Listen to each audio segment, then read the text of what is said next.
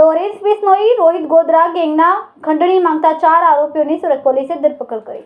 સલમાન ખાનના ઘર પર ફાયરિંગ અને બાબા સિદ્દીકી તથા મૂસેવાલાની હત્યાથી લોરેન્સ બિશ્નોઈ ગેંગ ભારે ચર્ચામાં આવી છે। રાજસ્થાન રાજ્યમાં કુચામન સિટીમાં વેપારીઓ પાસે લોરેન્સ બિશ્નોઈ ગેંગ દ્વારા ખંડણી માંગવા અંગેના અતિ ચર્ચાસ્પદ ગુનામાં સંડોવાયેલા 4 શંકમદ ઇસમોને સુરત ગ્રામ્ય પોલીસે ઝડપી પાડ્યા હતા। હાલ તમામ સામે તપાસનો ધમધમાટ પોલીસ દ્વારા શરૂ કરાયો છે।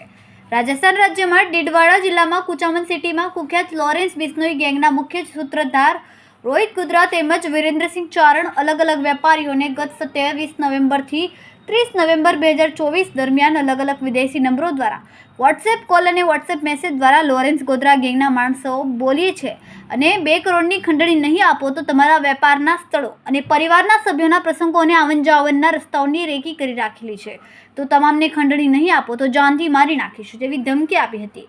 સુરત જિલ્લામાં એલસીબી પેરોલ ફ્લો તથા એસઓજી પોલીસ દ્વારા અલગ અલગ ટીમો બનાવીને નેશનલ હાઈવે નંબર 48 ઉપર અલગ અલગ જગ્યાએ નાકાબંધી કરીને વોચમાં હતા। તે સમયે કામરેજ ટોલ નાકા પાસે 4-વ્હીલર કારને રોકીને સફીફ ખાન, હાકબ અલી ખાન, કેમ ખની, સરફરાઈઝ ખાન ઉર્ફ વિક્કી અઝીઝ ખાન, નઝીર ખાન, શોએબ ખાન, આબિદ ખાન અને રહીમ ખાન, ઇરફાન ખાન પઠાણને ઝડપી પાડ્યા હતા। પોલીસે આ 4 આરોપીઓનો કબજો રાજસ્થાન રાજ્યના કુચામન સિટી પોલીસને સોંપ્યો હતો।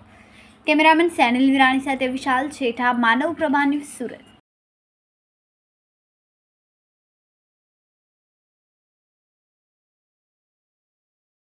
અમારા વિડિયોની નવી અપડેટ મેળવવા માટે સબસ્ક્રાઇબ કરો માનવ પ્રભા ન્યૂઝ ચેનલને, બેલ આઇકન ક્લિક કરો લેટેસ્ટ વિડિયો સૌથી પહેલા મેળવવા માટે।